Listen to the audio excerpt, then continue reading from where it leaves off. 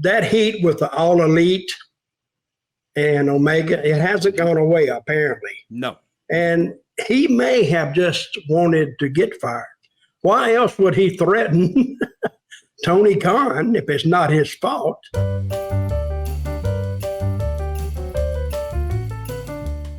I'm glad you bring that story up too, Dutch, because it brings me to the first topic I want to talk about on today's show, and that is CM Punk. CM Punk getting fired from AEW after everything that went down.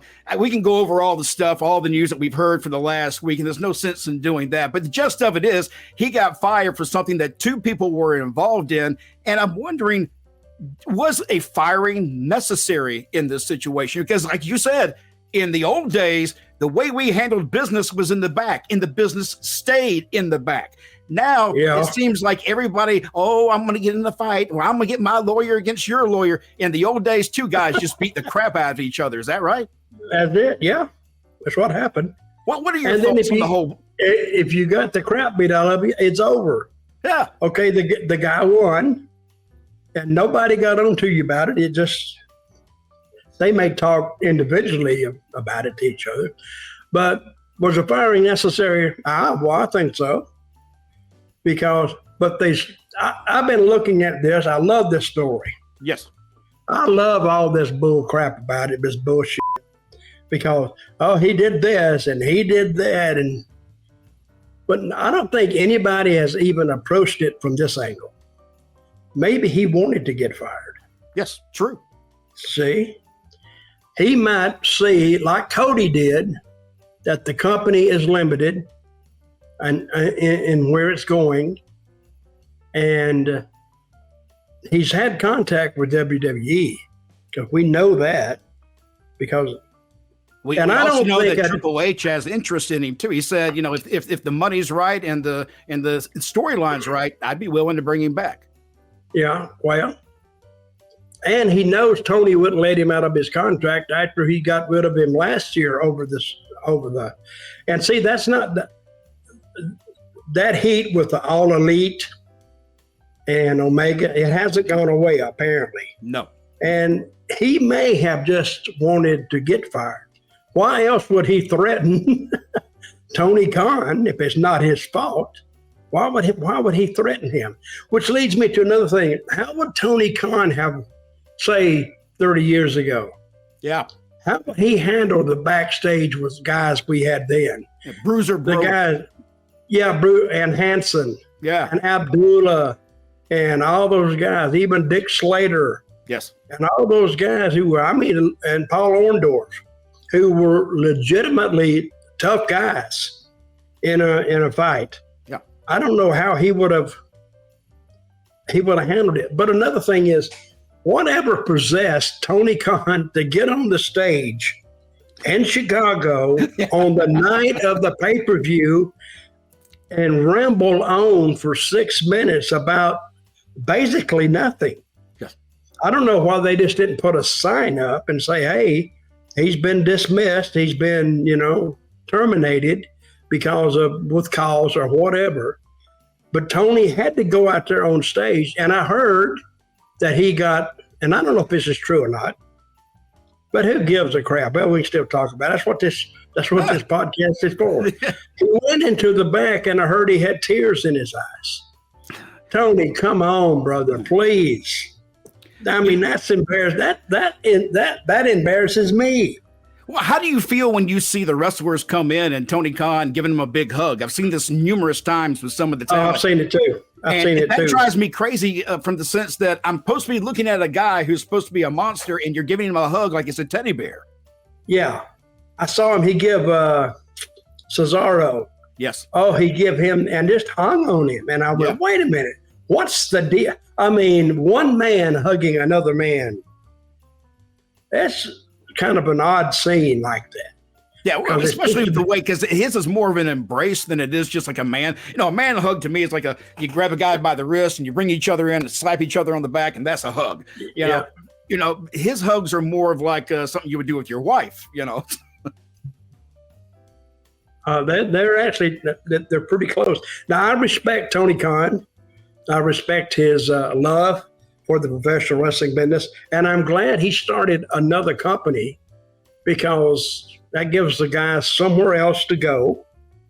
And then you got a bunch of smaller promotions, but none is going to pay the money like a Tony Khan promotion. I respect him in that area of the business. But when he does the hugs or when he goes on stage and, and I was even listening to it, of course I wasn't there. I was listening to the playback of it, and I don't even know what he was talking about. He was this and that, and he was all over the place, and he got up and he sat back down, then he got up, and I'm saying, damn, what the hell is going on here? But like I said, it's good to talk about. Well, let me ask you. But I do think maybe there's a part that we're missing. People's all down on they're down on Punk for doing what he did to the Jungle Boy. But didn't he tell him? But he did go out there and send a message right to Punk when he said, hey, it's real glass. Hey, cry me a river. Now, if I'd have told a guy not to do that and he went out there on the pay-per-view, I mean, this is before the real pay-per-view started, Correct. I think. Yes, it was on the pre-show, but even right up to it. But if he had done that, that would piss me off too. Oh, yeah. And when he come back through that gorilla position, I would have asked him about it. But I think before anybody had I heard Punk was the aggressor. What's that mean or whatever? And then he didn't punch him, he just snatched him. Well, what was it that he did? Have you heard about what it was that he did that made Tony feel unsafe and that his own safety was of concern? What was it that Punk did? Did he pull a gun on him? What did he do? I mean, you made it sound like he just created a terror backstage. No kidding. And I'm thinking, what did he do? I think he just picked the table up or something to knock monitors off. And he screamed at Tony, like, what are you going to do? Or something. And they got him out of there. I think Samoa Joe calmed him down and got him out of there. But he did it in front of everybody. So apparently that hurt Tony's feelings. Yeah. And hey, if I was paying somebody good money and they're screaming at me, yeah, they'd have to go. Yes. They would. But again, like I said, maybe Punk wanted to go. So he says, if this don't work, maybe this will. And I want him to fire me. I don't have to worry about it. If he leaves, Tony can sue him. Oh, yeah. If he leaves off his contract, I would assume. But if he fired him with cause and made the announcement, now the next thing I'm looking forward to, and it may come out, I don't know when this video will come out, but what I'm thinking of, I am highly, highly interested in what Punk's going to say. Yes. It seems like a lot easier for us to be able to talk about it, especially when we know all the details from both sides. Because so far, it seems like everything's been anti-Punk. You really haven't heard a lot of support for Punk. And I'm curious about certain things, like even the glass.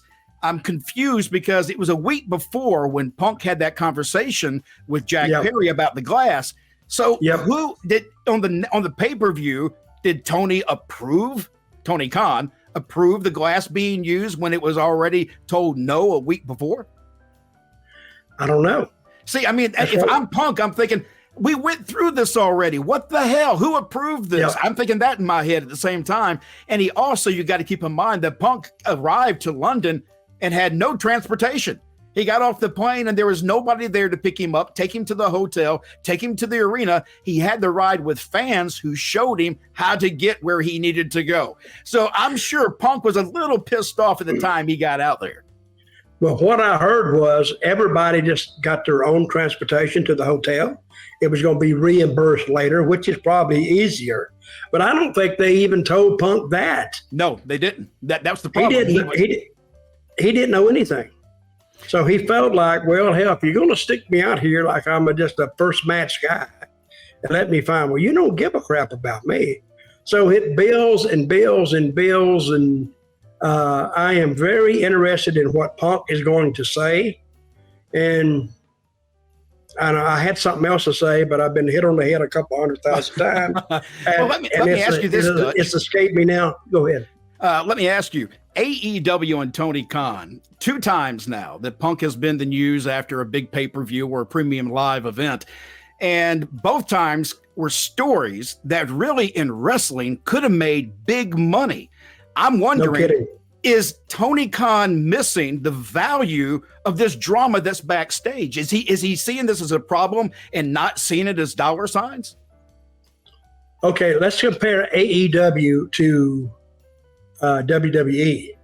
WWE have taken their backstage problems and turned them into real life angles. Yes. That's what they've done. It looks like to me the best angles in AEW are behind the camera. Yes. Hey, turn those cameras around, guys. Let's get this. Hell, we got editing equipment. If you cuss and raise hell, we can take all that out. That just adds to the reality of it. And there's no acting involved. You don't got to be told by some agent what to do or what to say. Just be you, and we're going to go with it from there. Yeah, I'm thinking Tony Khan probably should have simply pulled those 2 guys into a room when that all happened and said, guys, we got money here. You're going to work together because I'm paying you to work together, or you can take a hike. It's one or the other. We're either going to do business or you're gone. Yep.